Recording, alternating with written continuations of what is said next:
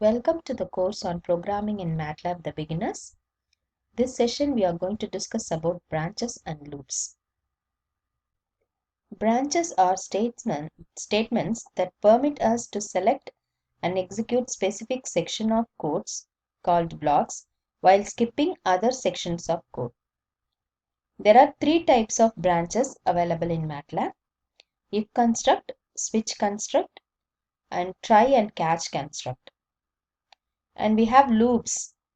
Loops are the MATLAB construct that allow us to execute a sequence of statements more than once. We have two loops in MATLAB: for loop and while loop. If construct, so this is the syntax for if construct. If control expression, then these statements, a set of statements called code block, will be executed. If the control expression is true, then these code blocks will be executed.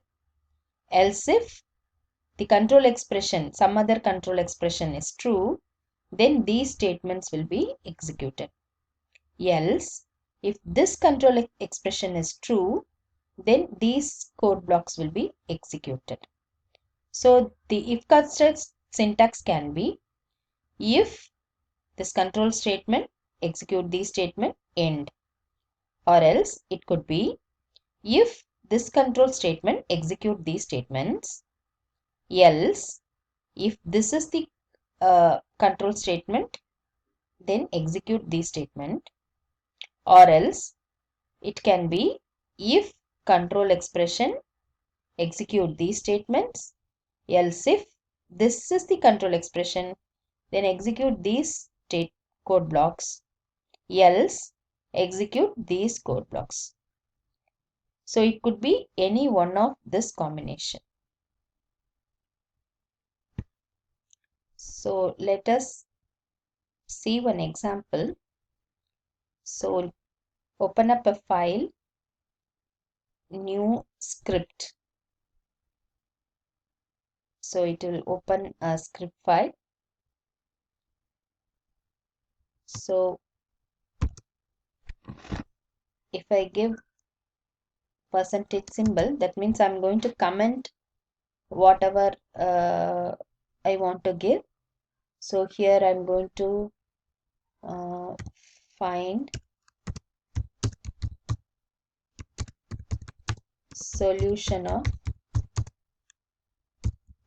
a quadratic equation.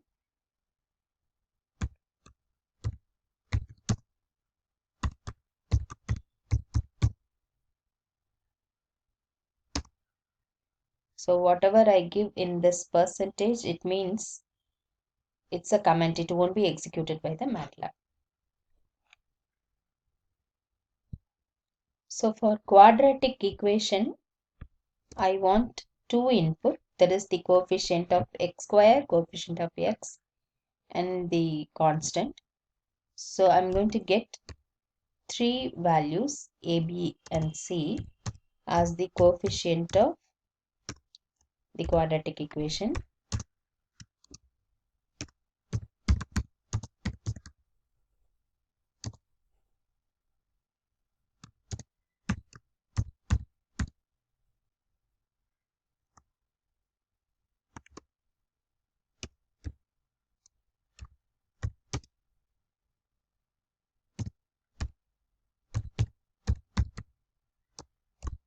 So I'm going to get, enter a value, enter b value,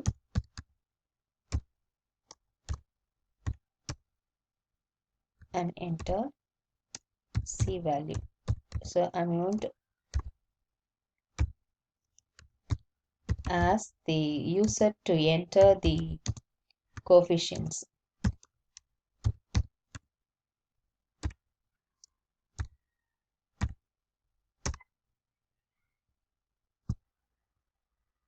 Now I'm going to find the discriminant of the equation, which is nothing but b square minus 4ac. So based on the discriminant value, I will be knowing what is my nature of roots. So based on the nature of roots, I can calculate the roots of the quadratic equation. So I'm going to find the roots of the quadratic equation. So I'm taking a variable disk, which is nothing but b square minus 4 into a into c.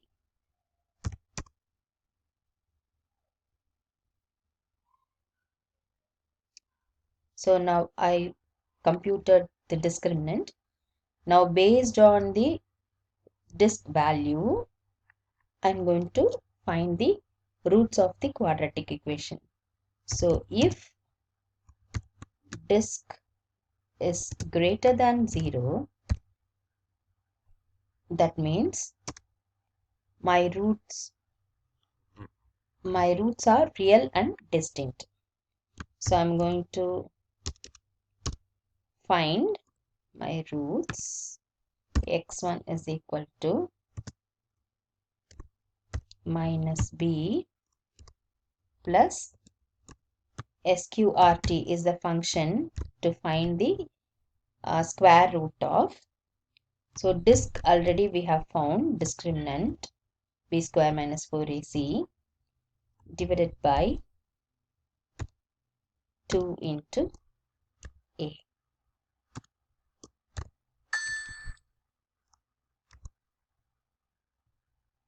That is one of the roots. Then my other root is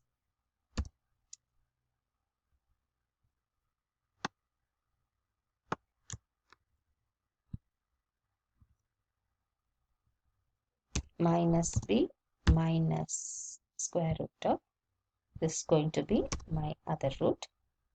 So I'm going to display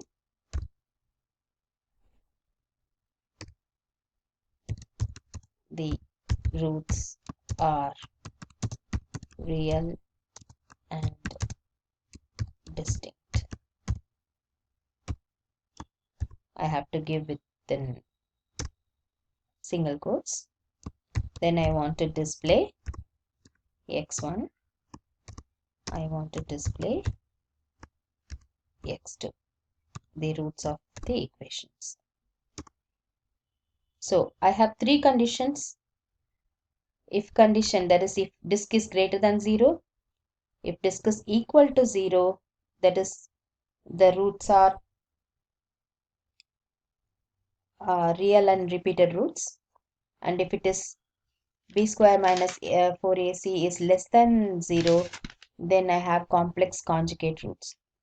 So I'm going to write, I have to write three conditions. So if disk greater than 0 we have written, so I have to write else if disk equal to 0.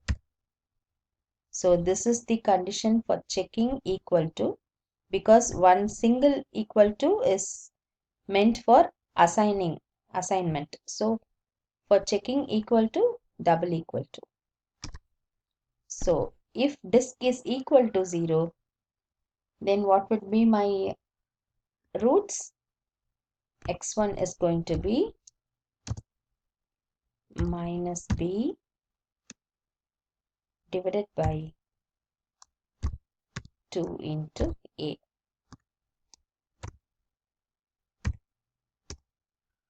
X2 is going to be equal to x1 because my roots is going to be same. So I can display the nature of roots. The roots are real and repeated roots.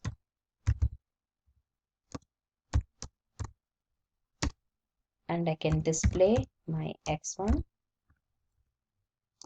and x2. Anyway, both are going to be same. Then I have another condition, that is disk is lesser than 0. So For else, I need not mention the condition. Else, I can straight away write the roots. So here I have to find the real part and imaginary part. That is complex I part. So real part I'll be getting x1 is equal to minus b by 2a. This is going to be my real part. So my imaginary part is going to be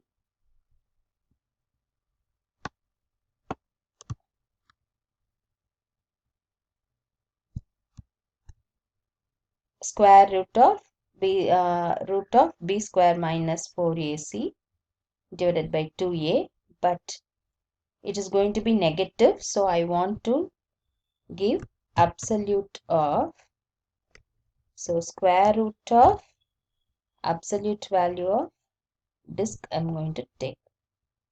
So this bracket is, yeah.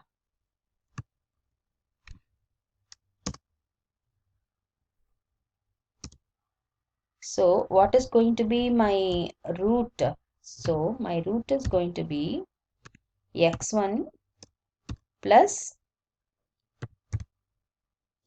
I into x2, that is going to be one root, and my next root is going to be x1 minus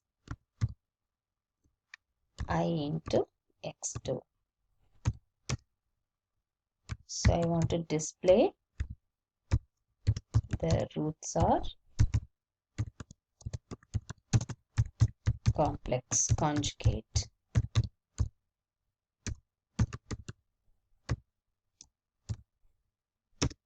And I want to display s1 and I want to display s2. Alright, so you shouldn't forget to end the loop, branch. So now we can save this.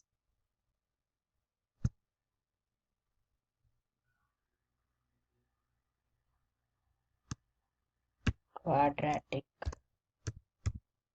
roots.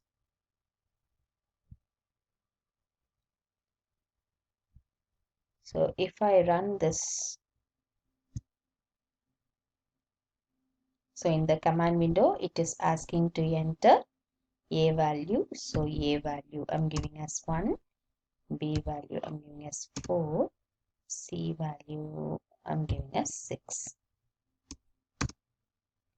So the roots are complex conjugate and this is my roots. If I want to run again that program, so here I can give the file name straight away in the command window. So it's asking to enter the a value. So I'm going to give a1, b3 and c2. That is x square plus 3x plus 2. So the roots are real and distinct. And the roots are minus 1 and minus 2. So with this session, we will end here. So thank you for watching. Next session, we'll see switch construct.